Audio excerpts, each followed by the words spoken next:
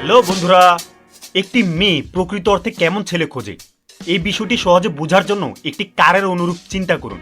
একটি কার দেখতে কেমন, কার্টের কন্ডিশন কেমন, সেটি কতটা ফ্যাশনেবল আর এটির দাম, এই সব কিছুই মূলত কার্টের জন্য ফ্যাক্টর।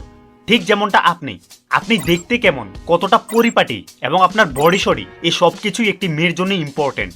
কিন্তু এই বিষয়গুলি ইম্পর্টেন্ট হলেও একটি মেয়ের জন্য সব থেকে বেশি ইম্পর্টেন্ট না।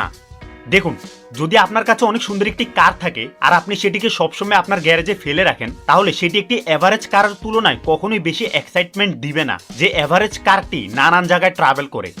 একটি কার যেমনই হোক না কেন, সেটির থেকে আমাদের মূল আশাই থাকে সেটি যাতে আমাদেরকে নিয়ে ট্রাভেল করে।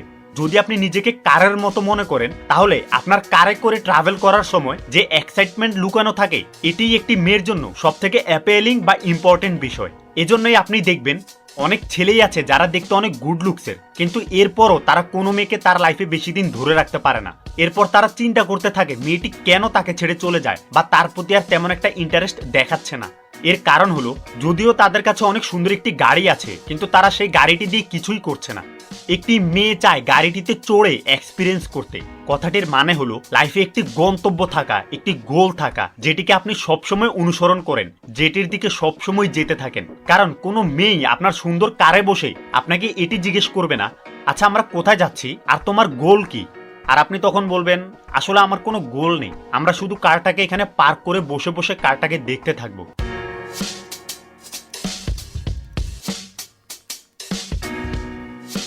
অনেক ছেলেই সব থেকে বড় যে ভুলটি করে তা হলো, তারা একটি মেয়েকে তার লাইফের ডেস্টিনেশন বানিয়ে ফেলে এবং সে নানানভাবে চেষ্টা করতে থাকে যাতে মেয়েটি তাকে লাইক করে এবং নানাভাবে মেয়েটির ভ্যালিডেশন খুঁজতে থাকে। তারা এইসবের পেছনে সময় এবং এনার্জি ব্যয় করাতে যতটা ডেডিকেটেড থাকে, নিজেকে ইমপ্রুভ করার পেছনে তেমনটা ডেডিকেটেড থাকে না। তো শেষমেশ যখন তারা মেয়েটিকে কনভিন্স করে তার গাড়িতে বসায়, একটা সময় দেখা যায় মেয়েটি তার গাড়ি থেকে নেমে যেতে চাচ্ছে বা তার প্রতি আর তেমন একটা ইন্টারেস্ট দেখাচ্ছে না এবং তাদের রিলেশন আর ভালোভাবে চলছে না। কারণ যখন একটি মেয়ে এটি রিয়েলাইজ করতে পারে আপনার কার মূলত কোথাও যাচ্ছে না, কেবলমাত্র মেয়েটিই আপনার লাইফের ডেস্টিনেশন, তাহলে মেয়েটি আপনার প্রতি ইন্টারেস্ট হারিয়ে ফেলবে।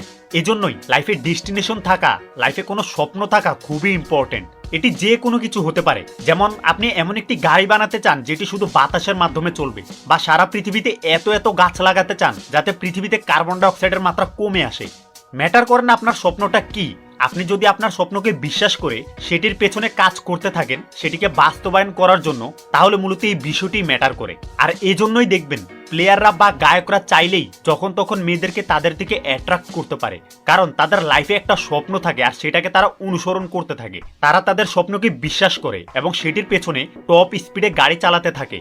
আর এরকম লাইফে স্বপ্নের জন্য প্যাশনেট থেকে সেটির পেছনে কাজ করে যাওয়া একটি ছেলে মেয়েদের চোখে অনেক অ্যাট্রাকটিভ। আর লাইফে গোল থাকা এবং সেটির পেছনে কাজ করে যাওয়া একটি ছেলেকে ইউনিভার্সালি অ্যাট্রাকটিভ বানায়। সো মেয়েদের দিকে ফোকাস না দিয়ে নিজের দিকে ফোকাস করুন। আপনার লাইফের ডেস্টিনেশন কি সেটি খুঁজে বের করুন এবং সেটির পেছনে কাজ করে যান। শুধুমাত্র তখনই আপনি সেই বিষয়টি অর্জন করতে পারবেন যেটি একটি মেয়ে সব থেকে বেশি একটি ছেলের মধ্যে খোঁজে। ওকে, ইউ গাইজ আর অসাম।